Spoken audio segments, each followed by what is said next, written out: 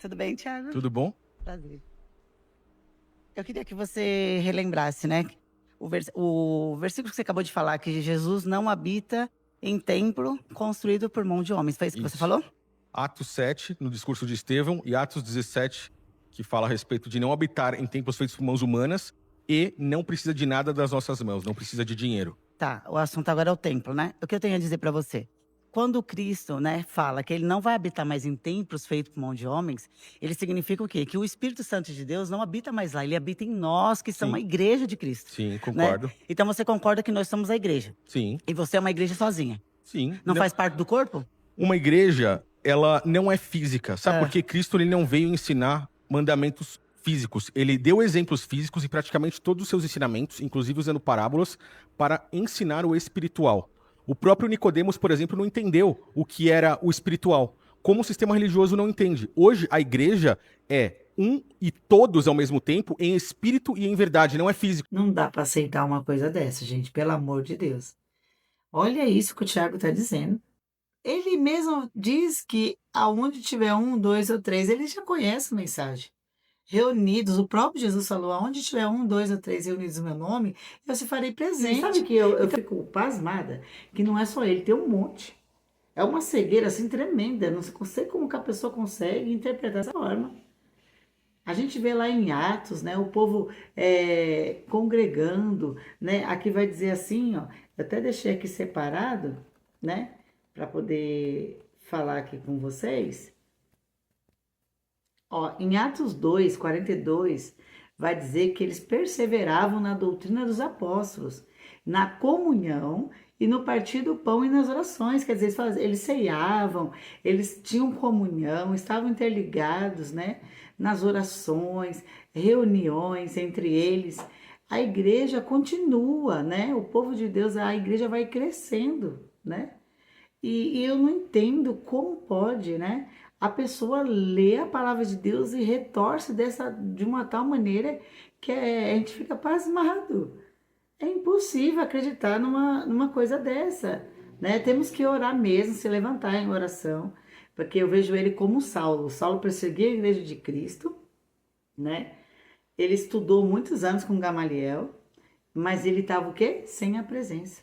Ele estava sem o Espírito Santo. Né? À toa que ele perseguiu o povo de Deus. E em caminho de Damasco, o que a Bíblia vai dizer? Que o próprio Jesus veio ao seu encontro, ficou cego, né? Foi para a casa de Judas, Deus toma Ananias lá, vai lá, ora por ele, cai as escamas. Na hora que cai as escamas, a Bíblia vai dizer que ele foi cheio do Espírito Santo. Ali ele começa a entender o que Deus quer para a vida dele. Aí ele começa a entender o que a palavra de Deus significa, o que Deus é de verdade. Aí o evangelho, como que ele deveria se portar diante da presença do Senhor. E depois você vê que ele foi fiel até o fim. Eu creio que Deus tem uma obra na vida do Tiago, não só na dele, como de outras pessoas. E uma hora a luz de Deus vai brilhar, vai clarear, né? Porque é impossível. Ele mesmo conhece a mensagem, ele mesmo fala que aonde tiver um, dois ou três reunidos no meu nome, o Senhor Jesus está presente. Ele fala dessa passagem. Então, quer dizer, se eu estiver reunido no templo, na casa, em qualquer lugar, aonde eu me reuni para falar do nome de Jesus, e eu estiver em oração e ali com comunhão com Cristo, no nome de Jesus Cristo, o Senhor vai se fazer presente. A glória dele vai manifestar naquele lugar. Por isso que eu estou dizendo, não que eu diga assim, a gente é obrigada a ir para o templo, não. A gente usa o templo para poder se reunir. Porque hoje em dia não é qualquer um que vai abrir a porta da sua casa para receber o povo todo dia. Quer dizer, eu ganho uma alma para Jesus, né? Eu ganho uma alma, e olha que a igreja é espiritual, nossa. E a palavra de Deus vai dizer, de pregar o evangelho a toda criatura, fazer discípulos. Como que eu prego o evangelho? Vou usar um exemplo. Estou aqui falando de Cristo. Eu estou pregando o evangelho? Sim, vai atingir algumas pessoas? Pode acontecer. Da pessoa ouvir o vídeo, ouvir a palavra e ela se comover e sentir ali a presença de Deus e falar, poxa, eu vou voltar a servir ao Senhor Jesus. Mas aonde que ela vai se reunir? Ela vai ser uma igreja sozinha? Como? Uma brasa sozinha fora da fogueira, ela esfria. Se eu cortar meu dedo e lançar fora, ele vai morrer. O corpo, gente, ele é interligado e ajustado. A gente precisa um do outro. A palavra de Deus vai dizer que não tem como eu pegar e falar que eu não preciso da minha mão. E a parte, o pé, dizer, né? A parte do meu corpo, não tem como eu dizer, olha, eu não preciso da minha mão, não preciso do meu pé, eu não preciso do rim, está escondido, ninguém precisa ver. Mas a Bíblia vai dizer o quê? Que as partes, ainda que a gente acha que são inferiores, né, são às vezes as mais importantes, né? Então, quer dizer, a gente precisa estar interligado. É impossível saber como que está o meu irmão se eu não tenho comunhão com ele. Eu vivo só na minha casa, eu sou a igreja, eu cuido só de si mesmo. É como se eu estou olhando só para o meu umbigo. É cada um para si, olhando a visão do Tiago e de outras pessoas que eles falam desengrejado, mas na verdade são destemplados, né? Que eles não gostam de ir ao templo. Olhando a visão dele, a gente vai ver que as pessoas estão cada um para si, Deus para todos. E não é isso. Quem veio trazer divisão foi Satanás, né? A conta de Jesus é multiplicar, é aumentar o povo. A gente vê o povo depois da morte de Jesus Cristo, Paulo, né? Fazendo a obra, a igreja está aumentando, o povo está crescendo, né? Não pode comparar a igreja primitiva, que era uma igreja que eles se escondiam por causa da perseguição, e depois você pegar e tentar comparar com as igrejas de hoje. Nós não estamos no templo. A gente até usa a palavra templo, de tanto que eles falam, a gente usa a palavra templo. Porque se a gente falar igreja, eles vão falar igreja somos nós. Realmente somos nós. A gente entende isso. Mas a gente usa a palavra templo, na verdade a gente não estamos no templo, lá não tem sacrifício, a gente sabe que o templo foi destruído, né, que foi profetizado, aquilo ali se cumpriu. Mas hoje em dia a gente usa esse espaço como se fosse uma casa para poder estar se reunindo, porque eu vou ir na sua casa, ficar aí o tempo todo, a gente vai fazer culto. Será que eu vou ter o compromisso de abrir minha casa toda? Porque na igreja tem quarta, sexta, a minha igreja no caso, né? Quarta, sexta e domingo. Você acha que eu vou ter esse compromisso? Nem todo tempo eu vou poder receber pessoas aqui. Tem pessoas que precisam de ajuda, de ser, como posso dizer assim, de você acompanhar ela mais de perto. Às vezes a pessoa está com uma dificuldade, com uma doença, depressão, ela quer se desabafar, ela quer conversar com alguém, está pensando em se matar. Aí eu vou dizer assim, não, filha, você está ouvindo minha palavra aqui, eu estou falando no vídeo, mas você é a igreja, então fica aí na sua casa. Meu Deus, gente, é o fim dos tempos, acorda, é tempo de despertar, é tempo de acordar. Olha as versões da palavra do Tiago. E aí eu pergunto, examina, a palavra de Deus vai dizer, examinar e ver se o Espírito está em mim. Eu tenho que ter o fruto do Espírito. Não seja enganado. Não seja enganado.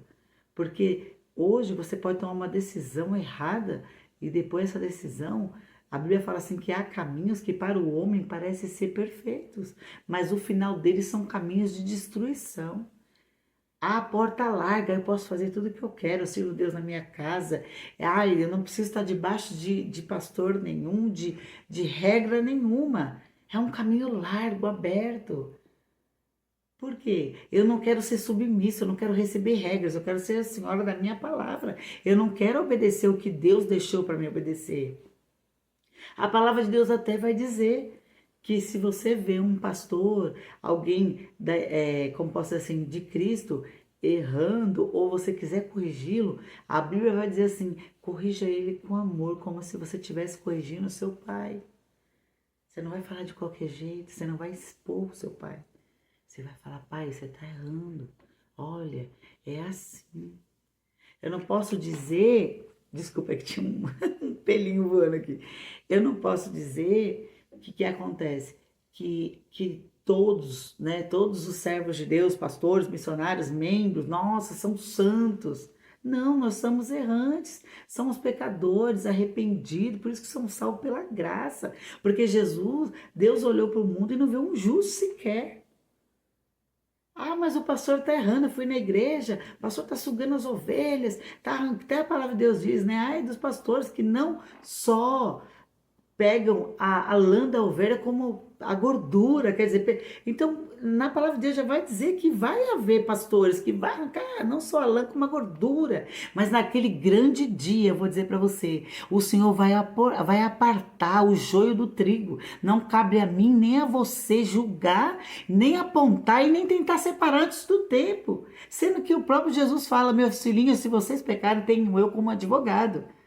Mas amanhã serei o seu juiz e te julgarei pela minha palavra. O Senhor vai te julgar pela palavra dele. E se você não tiver enquadrado nas escrituras, eu sinto muito, mas você vai ficar. E a Bíblia diz o quê? Que o Deus desse século, Satanás, tem cegado o entendimento das pessoas, para que a glória de Deus não reflita em você, para que você não seja alcançado pela verdade. É tempo de você acordar, desperta. Começa a ler as escrituras, começa a pesquisar, para de ir pelo que os outros falam. Acorda. Como diz aí, os pastores cangulosos, já até ouvi falar assim, pastor canguloso, que passa a mão, só pensa em dinheiro, pode até ter, mas por que a salvação é individual? Tá vendo essa digital aqui, ó? A sua é a mesma que a minha? A sua é a mesma do filho? Do esposo? É igual? Por que será que Deus deu uma digital para cada um? Porque somos diferentes. Respondemos por nós mesmos. Você vai responder por você. Eu vou responder por mim. O que eu fizer de errado, eu não vou escapar. O que você fizer de errado também não vai escapar. A salvação é individual exatamente para isso. Estarão dois juntos, um sobe e o outro fica. Quer dizer, se você tiver errado, você vai ficar. E não é tempo mais de ficar cocheando em dois pensamentos, porque Jesus está voltando. O sinal está bem claro da vinda de Cristo. Desperta, volta onde caiu, se levanta. Eu não vou mais na igreja porque o pastor desfez de mim, eu não vou lá porque a irmã não me cumprimentava. Não quero ir naquela igreja, vai em outra. Quando eu falo igreja, vocês estão entendendo, congregue num templo que você se sinta bem. Porque não adianta falar que você vai congregar em casa, porque não vai, gente.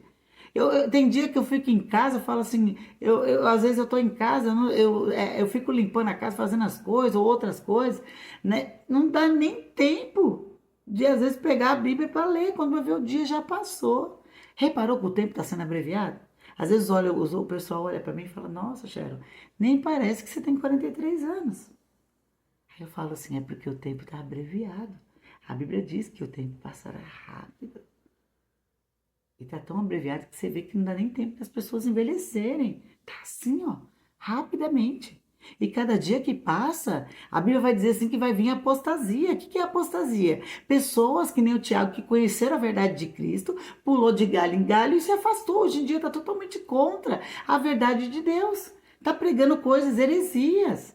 E o inimigo tenta te confundir na palavra. Você pode ver que Satanás tentou falar com Jesus ali na palavra. O adversário quer te confundir. Que você guarde essa mensagem no seu coração. Guarda. Deus está falando com você hoje. Para de ser rebelde. Volta onde caíste. E eu fico por aqui. E pretendo, como posso dizer assim, fazer mais vídeos falando sobre isso. Porque a tendência, a Bíblia fala assim, que por se multiplicar a iniquidade, o amor de muitos vão se esfriar. Essas heresias, né, falsos profetas, que estão aí pregando a palavra de Deus, enganando as pessoas. De Deus eles não vão escapar, mas minha preocupação não é que lá na frente eles podem ser condenados, como posso dizer assim, vão ser julgados, eles vão... Minha preocupação não é essa. Você acha, se eu vejo um pastor roubando, você acha que o certo é ficar apontando ele? Não, gente. O certo é eu orar por ele. Eu tenho que sentir tristeza porque ele faz parte do meu corpo. Poxa vida, o meu dedinho está doente, eu não posso deixar ele perecer. Eu tenho que ajudá-lo a se levantar. Esse é o meu papel como uma serva do Senhor. Poxa, meu irmão caiu, eu tenho que ajudá-lo a levantar. E não afundar ele, criticando, falando dele. Mesmo sabendo que naquele grande dia ele será julgado. Mas eu não quero que ele seja julgado, eu quero que ele se salve. Eu quero que ele se levante. Guarda isso na sua mente, pensa, eu tenho que ajudar as pessoas a se levantarem. Ah, eu tô vendo meu pastor errado, eu tô vendo o irmão errado. Se eu sei que eu tô certa, eu tenho que ajudar ele a entender a verdade. Não vai ser com críticas, não vai ser apontando ele, vai ser orando por ele e mostrando que além das suas falhas, porque Cristo ele nos amou. Fala a verdade. Coloca aí na balança um pastor que rouba, que engana o povo. Pessoas que têm um coração no dinheiro, pessoas que estão pecando em outras coisas. Às vezes eu não roubo o irmão, mas como posso dizer, eu tenho o coração no dinheiro, eu não ajudo ninguém, eu sou uma pessoa arrogante, uma pessoa que maltrata os outros, eu aponto as pessoas, eu falo mal das pessoas. Pesa na balança, para Deus não tem pecadinho nem pecadão. Aquele que fala mal dos outros pode ser condenado a ir para o inferno, como aquele pastor canguloso que está roubando as pessoas. A verdade tem que ser dita. Sim, a gente temos que pregar a palavra de Deus. É que nem Pedro. Pedro, depois que ele fez aquele milagre lá no templo Formosa, a palavra de Deus vai dizer o quê? Que ele começou, o quê? Foi preso, falaram para ele o quê? Ó, a gente vai te soltar. Mas se você voltar a falar desse milagre que aconteceu de Jesus, a gente vai te prender de novo. Ele diz o quê? Importa a mim obedecer os homens ou a Deus? Guarda essa mensagem, eu termino por aqui. Põe isso na sua cabeça, seja lá desengrejado, seja lá pastor, né? Porque eu posso dizer assim, tem pessoas se corrompendo sim, tem pastores se corrompendo. É o fim dos tempos. Mas eu digo para você, importa você obedecer a Deus ou os homens? Guarda isso no seu coração. E eu fico por aqui. Compartilhe esse vídeo, né? Eu creio que vai ajudar muitas pessoas a entender a verdade de Cristo, né? E dá um joinha no nosso canal. Fica com Deus. Um abração.